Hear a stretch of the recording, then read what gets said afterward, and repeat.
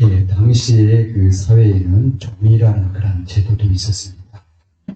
그렇기 때문에 지금의 사회하고는 조금 다를 수 있지만 영혼의 차원에서는 우리가 같은 그런 관점으로 보면 되겠습니다. 먼저 이 다락방에서 믿음의 일꾼을 키우자라는 말씀인데요. 그럼 어떻게 믿음의 일꾼을 세우느냐?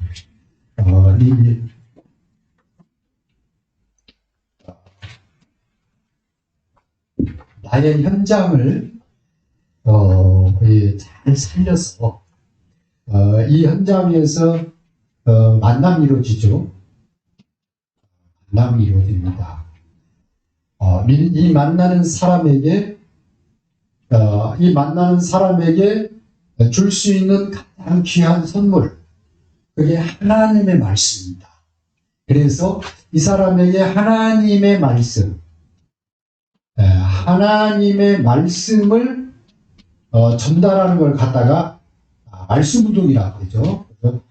하나님이 원하시는 말씀 운동을 펴줘야 됩니다. 그래서 말씀을 펴주면은 그 말씀을 듣고 누가 나오냐면은 그 현장에 일꾼이 생겨요. 어떤 일꾼? 하나님을 사랑하는, 하나님을 믿고 따르는 일꾼이 생깁니다. 그래서 현장에 일꾼이 일어난다. 현장에 일꾼이 일어난다. 현장에. 뿐만 아니라 여러분 직장에서 말씀 운동을 피잖아요. 그러면은 직장에 누가 일어나면은 사명자가 일어나. 직장에 사명을 깨달은 사람들이 일어나요. 그걸 통해서 지역을 살리게 되죠. 그리고 시대를 살리게 되고, 그리고 미래를 살게 됩니다. 그래서 여러분 현장에서 말씀 운동을 피는데 어떤 말씀이냐면 하나님의 말씀 운동을 피게 되면 현장에 하나님의 최고의 사역이 일어난다. 그래서 현장에서 할 수 있는 이 섬김, 최고의 섬김은 내 현장에 말씀 운동이 일어나도록 섬기는 것이 가장 현장에 소중한 그러한 섬김이 됩니다. 그걸 잘한 사람이 오늘 아브라함이기 때문에 아브라함은 어떻게 일꾼을 세웠는가?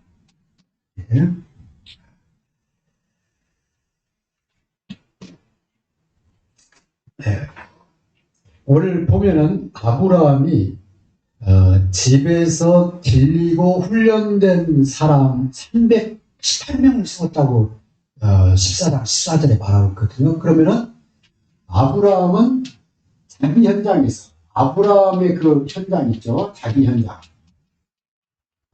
그것도 이 집에서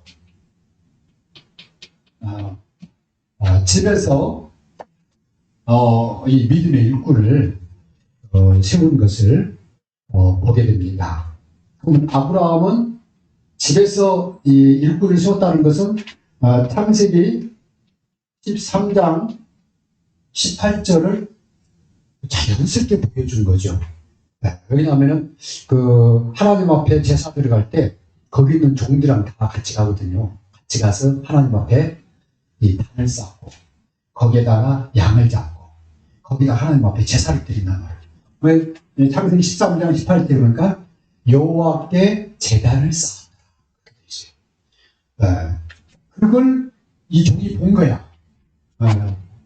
여기가 창세기 14장 14절에 보면은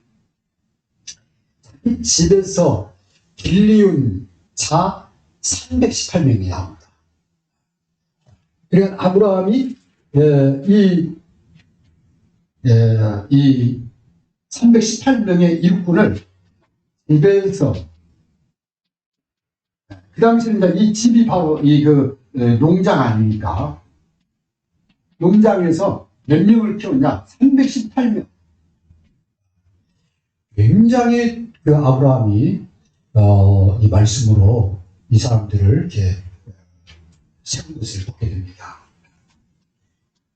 그리고 이 사람들이 진짜 전쟁터에서 승리해요. 돌아왔는데 창세기 15장 1절에서 5절에 아브라함이 어떤 고백을 하냐면, 하나님이 내 씨로 말미암아 천하 만민이 복을 받도록 내가 너희에게 복을 주겠다. 그러니까 이 아브라함이 하나님 앞에 권하면, 하나님, 저는 씨가 없고 아들은 없고 저희 집에는 제가 집에서 길리운 자, 낳진 않았지만 제가 어렸을 때부터 아들처럼 키운 엘리에셀이 있습니다.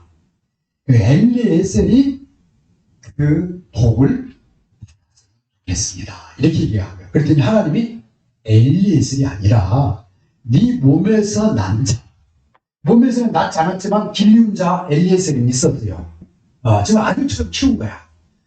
이 조카 이삭이 떠나고 난 노비 떠난 다음에 아브라함이 아들처럼 키운 게 누구냐면 엘리에셀이야.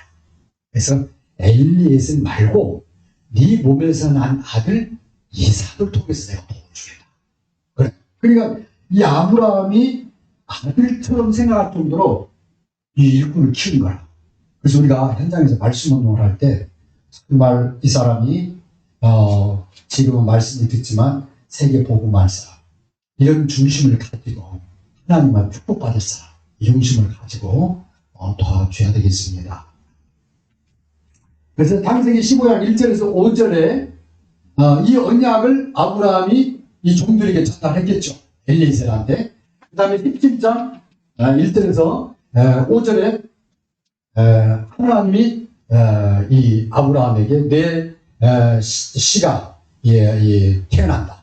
그 태어난 아들을 통해서 천한 만민의 바닷가의 모래와 같은 그런 축복을 받도록 하겠다. 그렇게 하셨고, 그 다음에 18장 1절에서 9절에게 1년 후에 너의 아들이 태어난다. 이것을 직접 본 사람이 누구냐면 이 엘리에셀이에요. 이 종. 그 다음에 19장 1절에서 10절에 이 조카 소돔 고모라가 이 멸망하는 것도 직접 아브라함을 통해서 확인한 사람.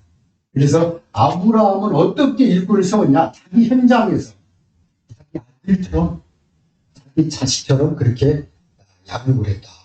말씀 운동을 핀 거죠. 두 번째, 이 종에게 뭘 맡겼냐면 사명을 맡깁니다.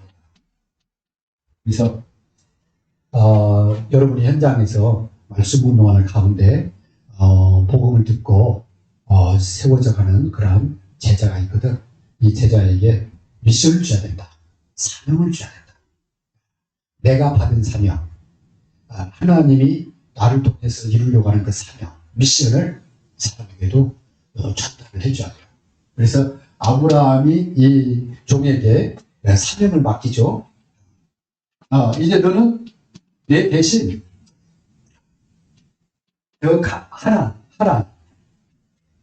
이 하란 메소포타미아 하란에 가서 내 아들 이삭을 위해서 며느리를 데리고 와요.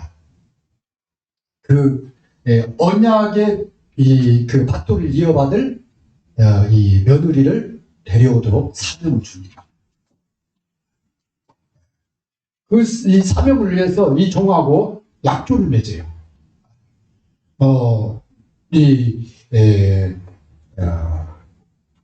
하는데 그 며느리가 올려보지 않거든.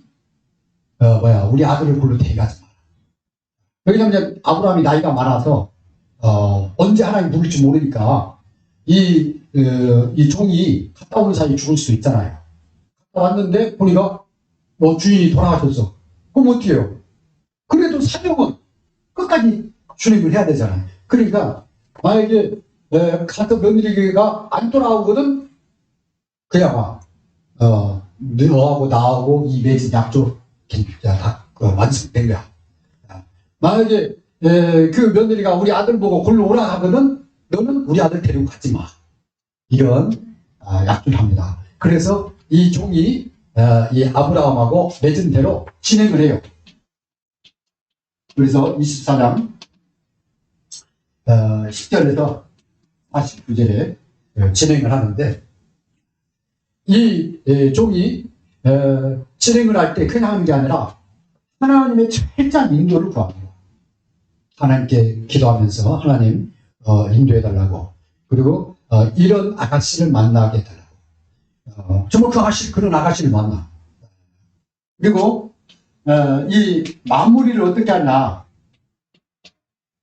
이 사명을 받은 종이 이 며느리 될 사람 아버지가, 아이 우리 딸이 가는데 그냥 보낼 수 없다는 거요. 서운하다는 거요.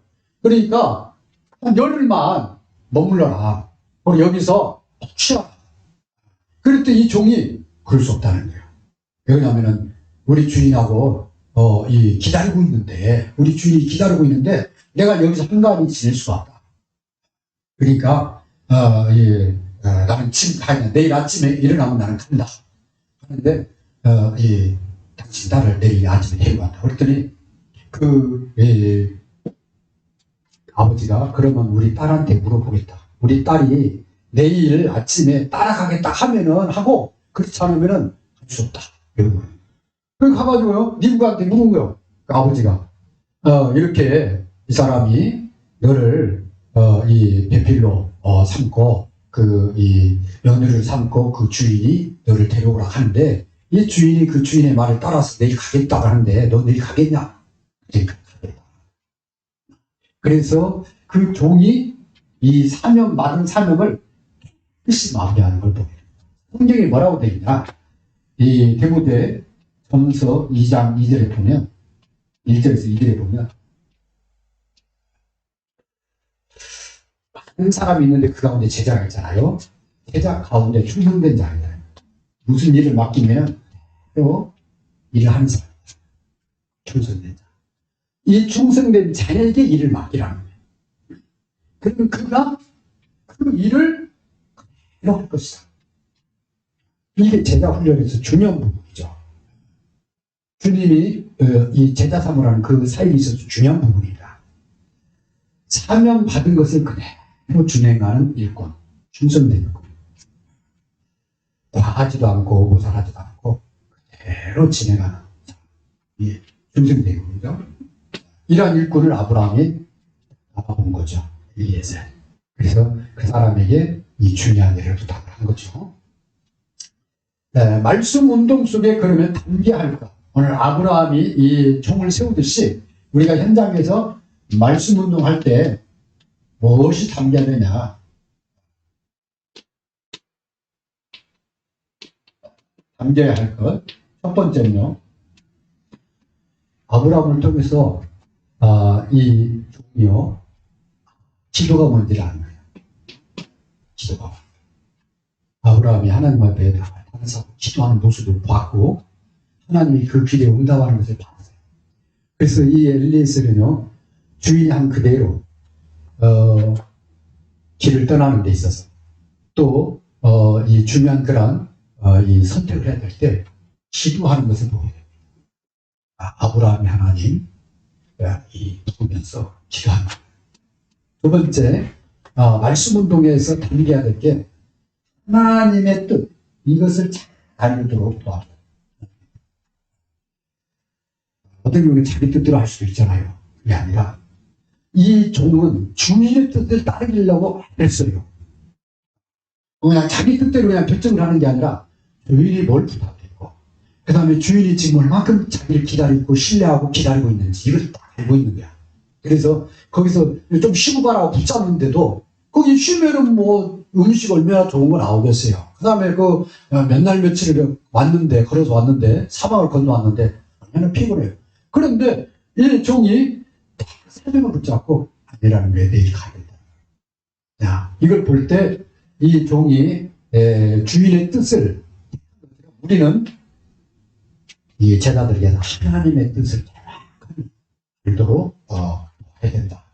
그 다음에 세 번째, 말씀 운동 속에 담겨야 될 게 뭐냐면, 사역을 하고 내가 드러나면 안 되잖아요. 하나님께 영광을 돌려요. 이 종이 계속 하는 얘기가 뭐냐면, 우리 주인 아브라함을 높이고, 그 다음에 그 아브라함이 하나님을 높이는 걸 보게 됩니다. 이 사람이 자기를 낮출 줄 아는 거예요. 겸손할 줄 아는 거예요. 그러니까 아브라함이 이 사람을 자기 아들처럼 생각하는 거죠. 그래서 우리도 하나님 앞에서 사역을 할 때 나를 드러내는 게 아니라 그리스도 하나님의 영광을 드러내는 그런 이 말씀 운동 속에 당연히 말씀 운동 복음이 들어가니까, 그런데 이 복음을 갖고도 내가 나올 수 있거든요. 그런 부분들을 체크를 해줘야 되겠습니다. 이 사람이 이 고백한 거 보면은 아브라함의 하나님 여호와, 그래서 이 신앙 고백이 이 정확하니 고백된 것을 보게 됩니다. 그리고 거기에 맞춰서 이 사명이 분명해요. 그래서 이러한 일꾼들이 세워지도록 기도하겠습니다. 결론은 말씀 운동을 통해서 이 사람이 복음을 정확하게 이해하고 누릴 수 있도록, 복음을 이해하고 그 복음이 체질되는 가장 좋은 길이 예배와 기도거든요. 예배 시간에 이 복음이 각인된단 말이에요. 근데 그 복음을 또 각인하는 또 다른 하나님의 말씀을 기도하는 거란 말이에요. 그래서 기도의 사람을 키우도록 여러분이 기도를 해야 되겠습니다. 그래서 기도의 사람, 그 말은 이 사람이 올바른 기도,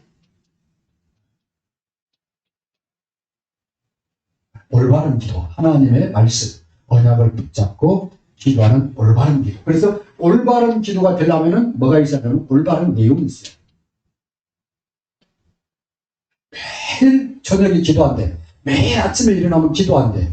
그런데 그리스도를 잘 몰라. 답답하다는 거예요. 그리스도 얘기하면 못 알아듣는데, 거부를 한대. 왜 그러냐? 이 내용이 틀려서요. 그건 올바른 기도가 아니죠. 그렇죠? 그래서 올바른 기도는 올바른 내용을 갖고 있습니다. 기도하겠습니다.